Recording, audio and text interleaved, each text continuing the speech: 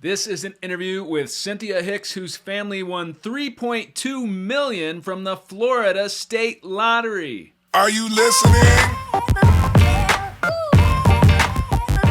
So this is an interview with Cynthia Hicks, whose family won $3.2 million from the Florida State Lottery in 1989. It was actually one of the first ever jackpot wins in the state of Florida. In this interview, we got to discuss all kinds of things, such as how this lottery win changed her family's life and what it was like to win. Now, she's very much into visualization. Her story is fascinating. She actually believed that she was going to win the lottery before her 16th birthday, and then she won on that exact date. You're going to want to listen to the end of the interview where she gives her advice on the quickest way to manifest something, even perhaps a lottery jackpot, into your life. Without further ado, let's get to it now. Here is my podcast interview with Cynthia Hicks. So I'm here with Cynthia Hicks, who her family won the Florida lottery in 1989. Her story is absolutely fascinating. Cynthia, how are you doing today? Thank you so much for taking the time. I'm doing great. Thanks for asking. Yeah, no, thank you. Thank you for being here. What exactly did your family win, and how did that happen? So we won 3.2 million. The jackpot itself was 9.6. Two other people were winners too. And so that ended up us having 3.2. What kind of game was it? Was the Florida lottery? And it was the Florida Lotto. It was the original Florida lottery game at the time. Because years ago there was only one game that they had. Well, first of all, let's start from the beginning. You were 16 years old at the time, and your mother won the lottery.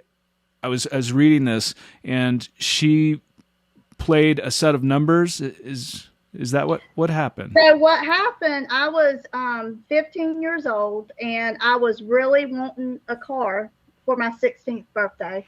So 2 months before my 16th birthday, my parents and I had a saying, hey, am I still getting that car for my 16th birthday? And at that moment, my dad said, no, you're not getting it. I had to go buy something. So that amount of money was used.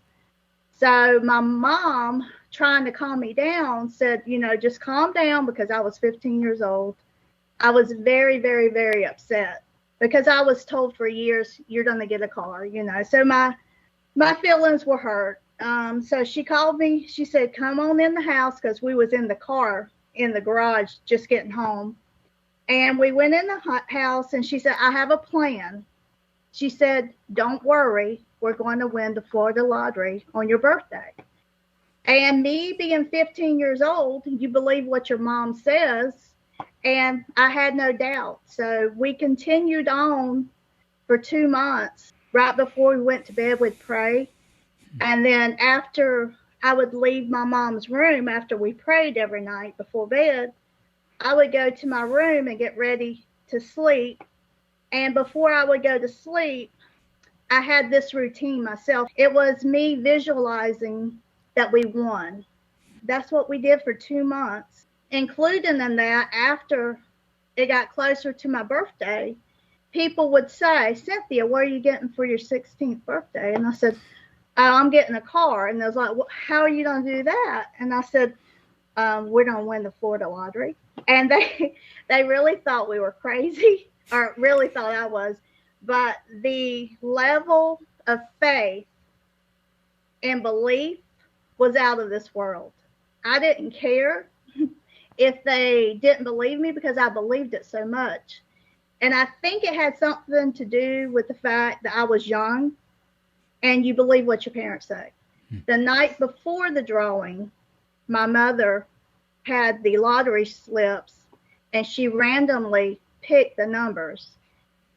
And she had a total of 15 tickets, and I watched her. Every one of them, it would just flow. She didn't hesitate. She didn't think about it. It just flowed. So that night of my birthday, we actually watched it on the news And we ended up waiting a few minutes to look at the numbers, even though we really thought we was on the win. All three of us, my dad, my mom, and myself, thought we were still going to win. But we had like an emergency in the community. We had to make sure they were okay. So we came back, and she went through them, and it was the 13th ticket that she had picked randomly herself.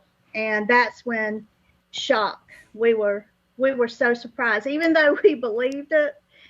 When the moment hit, it was so euphoric, so unreal. And it took us probably 30 minutes to calm down. And the only reason why I calmed down a little bit is my dad felt like he was about to have a heart attack.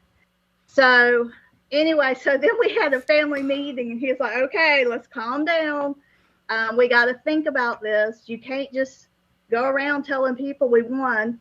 We have to, be smart about it. You don't know. So we went, that was Saturday night years ago. The only drawing was that one Saturday night. So Sunday morning, we went to church as normal. I couldn't stand it. I wanted to tell everybody. And I was so excited I was getting my car. And I sat out, and I was talking to my cousin before the church service. And I said, hey, guess what? I said, I'm getting that car I always wanted. And she's like, yeah, right. I said, you just wait and see. So church was finished, and we went home. But that night we didn't go to church, and we always went to church whenever the doors were open. We went over to my grandmother's house. She was the only one we told before we went the next day. And so we told her, and while we were sitting there Sunday night on her couch, we were actually watching the news coverage at the Little Champ store that we bought it from. So the next morning at 4:00 in the morning, we go straight to Tallahassee, and it was all over our little community at that point. Somebody in Hilliard won the lottery at Little Champ. So I lived in Hilliard. My school was in Callahan, and my principal said, Cynthia is not here. She never misses school. She was telling us, they were going to win the lottery. I think they might have won it. So he started looking at the previews to the news conference, and he seen us. So he actually had a feeling, and so he went and brought the kids out there, and my classmates watched me while we was at the news conference, because we claimed it right when we got there. It was around 8:30. And they told us a few hours later, hey, I need you to do the interview at 11 o'clock. So it was like, okay. Was it required to claim it publicly? No. Now, you cannot be anonymous in Florida to this day. The only reason why we did the news conference is they recommended us going and getting it over with, because if you didn't, they were going to go to your home and, just keep on until they got an interview. So it was like, just go on and get it over with. Yeah. So you didn't have to do the news conference, but you did have to claim it publicly. Yes. I know what it was like for me, but for you guys, at the time, I mean, did you guys feel like deer in headlights, or? Yeah, everything was so unreal. And when I found out that we had to be on the news, I was very nervous because I was extremely shy. But they was like, oh, it's no big deal. So it really wasn't that big of a deal. And it was fun and playful and joking. And it didn't last but maybe 15, 20 minutes. So it wasn't no big deal. But yes, it was very, I was very scared at that point. It was because we had no idea. When we went, we thought we was just going to claim it, go home, and no big deal. We didn't know there was going to be that much coverage, because this was years ago. We knew nobody at that time that had won the lottery, so we didn't know what all happens when you win. And this was one of the first lottery wins ever in the state of Florida, at least. Is that right? The Florida lottery, I think, had been going on maybe a year, so it was like very new. So it was a talked about subject about gambling, especially in the churches. every sermon for years in that area was no gambling. If you play the lottery, you're a sinner. So it was kind of taboo for my mom to even be playing it. And she did not let nobody in the church that we was at know that she was playing it. So wow, it was a shock. That's fascinating. And this publicity that you received, did it change any relationships when they found out that you won? Really, the publicity wasn't that bad. It died down fast. It was like, okay, let's know who it is and move on. Now, in the community, everybody referred to my mom as the millionaire at the time. So she had a little nickname at the time because it was a small community. But it really wasn't that big of a deal. It was just small town news, nothing big. Nothing big except for $3 million. Yeah. The thing that surprised everybody was the fact that we planned it. It was on the date. And that was the whole purpose, like we wanted that car because we lived so far out. It was kind of an inconvenience for my parents to take me to school every morning. So they really wanted me to have a car too, because then that frees them up to go to their jobs and stuff like that. So that is really, really fascinating. You actually won, your family won on your birthday, on your 16th birthday. Yes. That's incredible. How did that feel when you put all this energy into it, spoke about it happening, and then it actually happened? I mean, how did that feel? Was that it was unreal and amazing. And I had no words for it other than, we prayed and it was given to us. But the fact that it actually happened like that was amazing. And I knew there was more to it than at that time that we could comprehend. I knew there was more to it, but we just couldn't comprehend the big picture. Did your parents and other people believe that this was going to happen before it did? No. They really, people thought we were just crazy. They probably, a lot of people laughed at me to my face, and I didn't even care, even though normally bullying or, picking at that time would bother me. I just knew. It was like, don't even argue with me. I just knew. It was a deep down faith. You're on TikTok, for people that aren't familiar, and you have made a few posts on there about the lottery win on your page, and you referenced in one of them that you believe, well, more than one of them, that you believe in manifestation, and that that you are familiar with the secret. That back in 1989, you weren't familiar with any of this stuff, but you now believe that this is what happened, that this was manifestation. Yes, so, yes. Yeah, what are your thoughts on that? Now I have just totally jumped into the manifesting world, because now everything is starting to make sense. I'm getting better and better at manifesting stuff that I want. And from what I understand and what I've learned from my personal experience is, first of all, you can't be in fear. You cannot be angry. You cannot be resentful. You have to have a calm mind.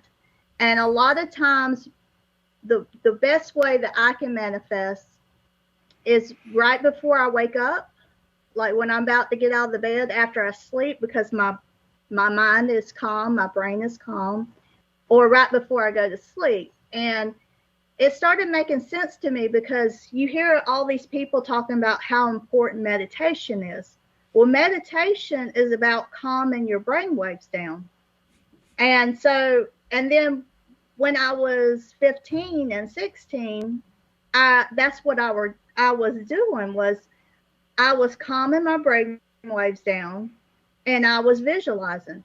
So the calmer your mind is, to me, the easier you can to manifest.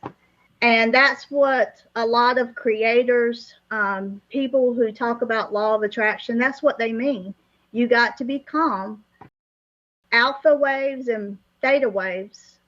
That's the slower brain waves. That's the best state to be in to manifest.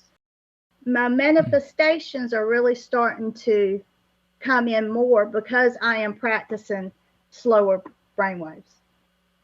What other things have you manifested? Well, I've manifested a lot, but I didn't know what I was doing. So when I was 14, I would manifest, oh, Cynthia's skinny in my mind. And I actually lost a lot of weight, like within months. I was able to manifest that. And I was doing the same thing. But here lately, the biggest thing I've manifested is my business. I retired from respiratory and I started my own cafe, coffee shop. And it's actually named after me. We're on 3 years now. I use manifestations a lot of times because, it takes a while for your business to really take off. And throughout our journey, we would have hiccups. And I would just go into this manifestation. And what I noticed was when I was like feeling like rock bottom, when I didn't have anything left in me, the bank account was getting low. It really started making me focus. And you get humble and you start calming your brain waves down. And when you pray in that state, it's the same thing as visualizing. In that state of mind, when you're that focused and you're that humble, that is when manifestations happen. So I really started piecing it together in 2020. So our storefront was open at the end of 2019. And within months of being open, we was hit with COVID. So we was just getting started when COVID happened. And everything I put in my 401k, everything I had, I put in this business. And I had nothing to give. I had already retired from respiratory. I didn't want to go back. My shoulders were really bad at the time. I had to have shoulder surgery. So physically, I just didn't feel like I could keep on with the pace of respiratory. So I put everything I had into my business. And so when I about started losing it, I started understanding how powerful manifestations are, because I had nothing to lose at that point. I was already rock bottom. So that's when I really started focusing on manifestations, and I was trying to remember, like, what did we do? What did we do? I know we won the lottery because of visualization. So I just started tapping into that energy, and it really started turning our business around. And I can guarantee it was manifestation. There would be times when we barely had enough to keep the checking account open, and then something came in. It was like, where did that come from? Manifesting is real. You just have to be in the right state to create. I want to get to your advice on how to get to that state in a little bit, but when you did find out that you won years ago, when you were watching the television with your family, did people, was everyone in a complete state of shock? Were you hugging each other, cheering each other? Were you, what happened? For the majority, everybody was so excited. The fact that somebody they knew won was exciting. And then people would say, it's really crazy that this really happened. Not only did you win, but you won on the exact date that you wanted to win. So just like us, we were still trying to take it in, even though in your mind you believe it, but when it actually comes reality, that's a whole another level of understanding. I imagine it was, very, very surreal. From your perception when you were 16 years old, and from your recollection, do you know how they handled, I assume you weren't responsible for all this money, but do you know how they handled that type of thing? Did they invest it or? So what ended up happening was my mom and dad did have a rocky marriage. It was up and down, up and down. And when this happened, they were already to the point, this was like 17 years into their marriage. They was already to the point where they felt like they were about done. But my mom financially couldn't leave. And so when this happened, they ended up splitting. And so then in the state of Florida, anything you acquire other than like the lottery is what you acquire while you're married, that was split in half. My mom lived a very comfortable life, and my dad was in real estate. He had just finished real estate school a few years before, so he took the money and invested his share. His money grew. He bought land and stuff like that. He knew how to invest it. He did not trust the stock markets. He invested in land. Wow. How would you say that the win changed your life? I feel like it made me think that anything is possible and any kind of challenge can be figured out. And, you know, life can be magical. You never know what's going to happen. It can be magical. Yeah, it's very, very well said. For someone out there that hopes to manifest anything in life, including a lottery win, what would be your advice for them?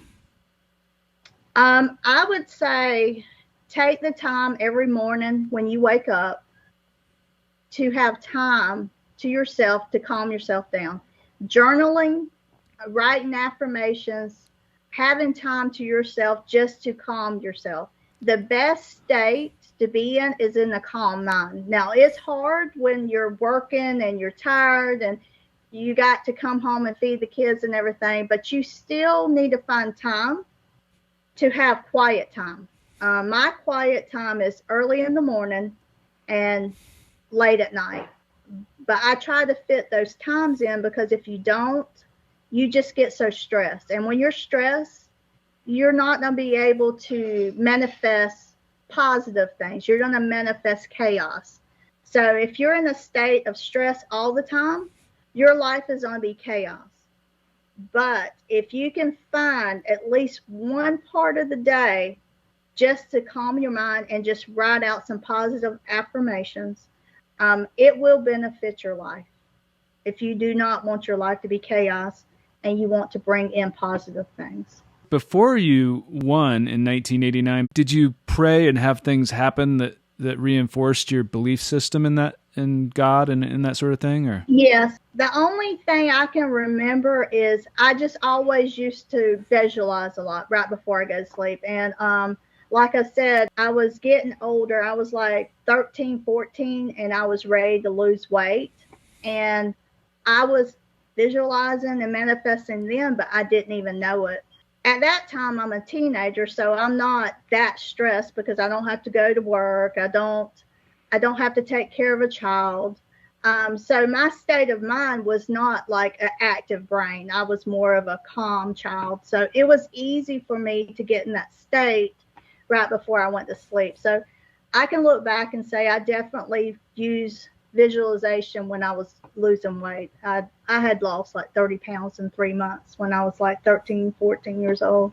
what do you tell someone that might not believe in that sort of thing, where they just, they haven't experienced something like that, or they don't, they're skeptical? What would you tell someone? You cannot get anybody to believe what they don't want to believe. And whatever they believe is right. So me believing manifestation is right to me.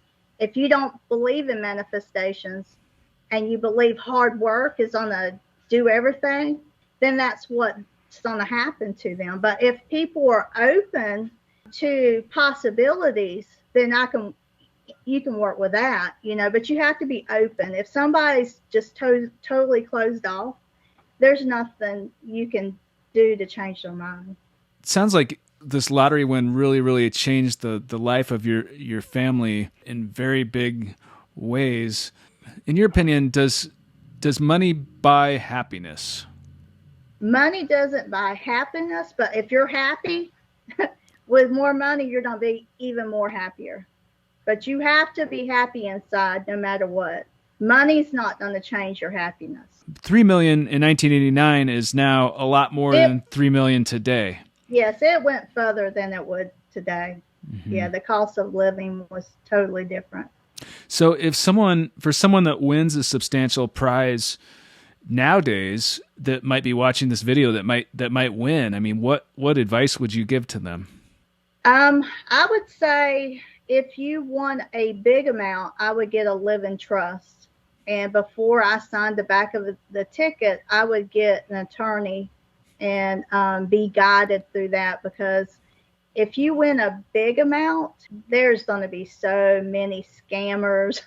Do not sign it. Take your time, call an attorney so you can do a living trust. So that way, if you do a living trust, you can't be sued as easily either. But definitely call an attorney that you trust. When your family won when you were 16, did your friends just think you were the coolest person ever, or were they jealous? How did they react? For the most part, everybody was happy. At my school, I was like one of 3 people that had a car. So a lot of people, I was driving people home and stuff like that. Because if I had money, we was going to go Taco Bell and I was going to feed everybody, you know. So in the end, there was probably a couple people that was jealous, and I don't blame them. But for the most part, everybody, it wasn't no big deal. Cynthia has a car. Cynthia has a little bit of money. Let's go to Taco Bell, you know. So they were supportive. They were supportive.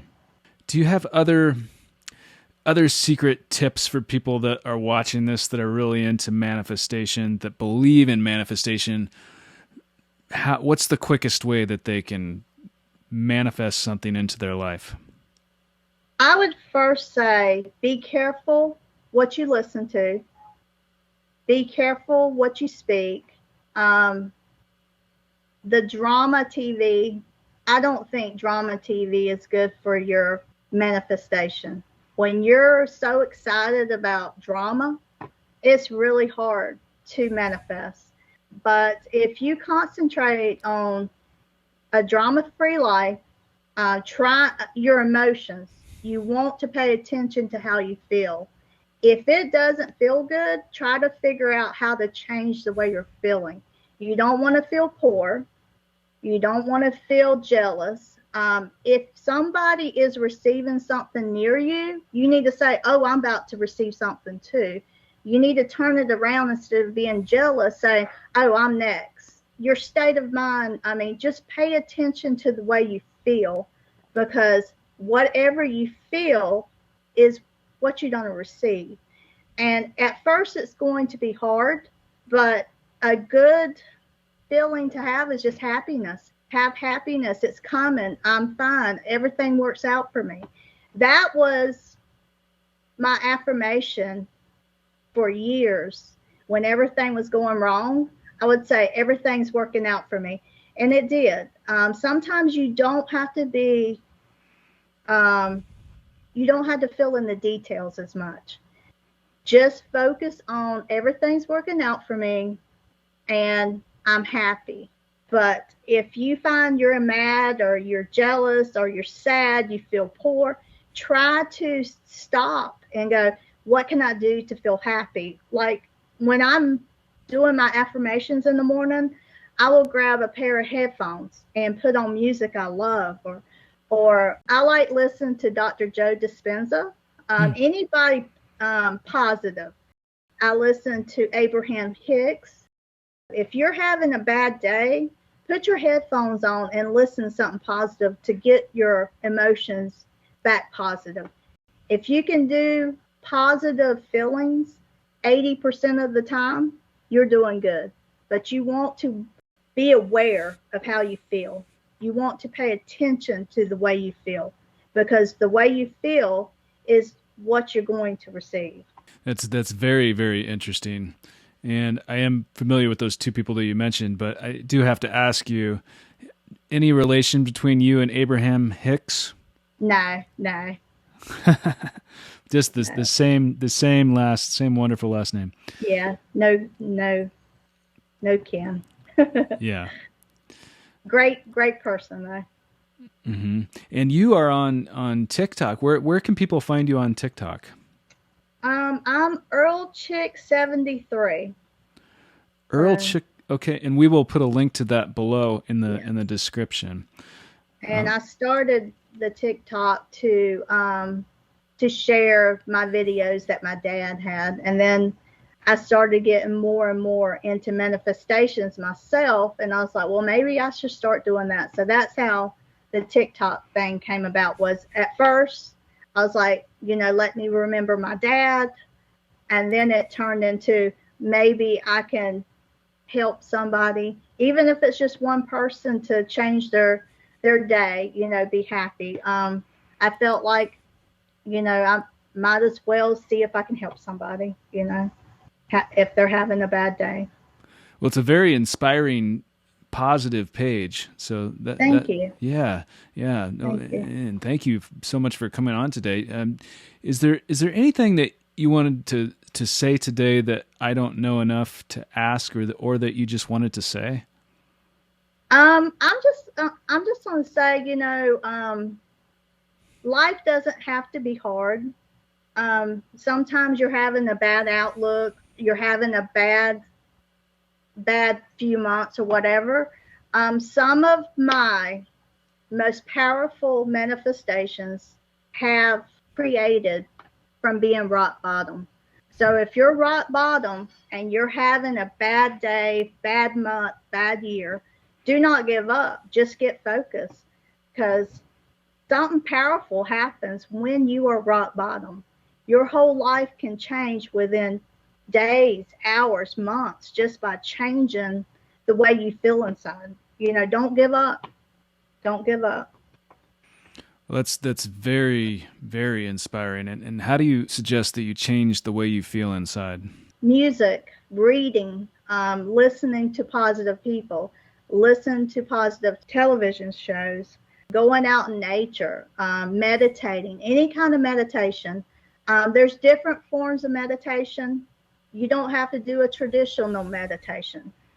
Soon as you close your eyes, just closing your eyes and being quiet starts calming your brain waves down. So there's many ways to change your vibration just by just calming down. So tell me about the time that you won in 1999. Sure. Yeah. Well, it's one of the most life-changing things that ever happened to me. I was 21 years old at the time, and I had this dream a few months prior to winning. Within the dream, I had already won. Yeah. And so I felt that after having that dream, I really believed that it was going to happen, because I had other dreams about things that had come true, and I could sort of tell the difference. I felt a difference within the dreams where this sounds kind of crazy, but I felt as if sort of like, I don't want to say an out-of-body experience, but, I felt as if it was a different sensation. And I believed very strongly after this happened that it was going to happen, and told coworkers and friends. And the day that it actually did happen, after looking at the numbers, I really believed that particular ticket was going to win. And I told people, and a lot of people thought I was joking, but I won. It was very, very surreal. It was just, It's a crazy thing. So it's very fascinating to meet and interview other people like yourself who have had similar experiences. Yes, that's amazing. That is so amazing. Oh, thank you. Yeah, it's So had you ever played the lottery before your dream? Very rare. No, not really. Not much. A little bit, but very rarely. That's very fascinating that you just had that dream. That's amazing. Yeah, I was seeking inspiration, and I was sort of asking the universe or God for an answer. There you go. I believe in that. Not specifically about the lottery. It's just that popped into the dream, and then I believed that was. I believe that. That makes so much sense now, because you asked God, you asked the universe, I need something. So the universe knew what you needed. Yeah, and it's just incredible to meet other people also that have had similar experiences, and it does happen quite a few people. I just interviewed Yes. someone that won. It was £1 million in the UK, but he believes he wrote out a check to himself for £1 million. Yes. 2 or 3 years later, he won, and he said that he was going to do this by a certain birthday, and then it was right before this birthday that he won that exact amount. Yes. Yes. I believe it's real. I believe that it's possible, and it happens. I believe it. Yeah. And we're proof. And he's proof. Yeah. Yes. So, yeah, it's fascinating. Thanks for telling me your story. Yeah, of course. I was curious about that. Yeah. Well, your story is very, very inspiring, and it's very, very positive. I really, really appreciate you coming on to this podcast and speaking with me today. I really appreciate it, Cynthia. And for anyone watching or listening, you're going to want to check out her TikTok page. But Cynthia, thank you so much. Thank you for having me. So that was my interview with Cynthia Hicks. If you like this video, go ahead and hit the like button and let me know in the comments, what did you think of this interview and what would you do if you won the lottery? I love checking out your comments. If you want to see more videos like this one, don't forget to subscribe and hit the bell icon. As always, thank you so much for watching and thank you for your support.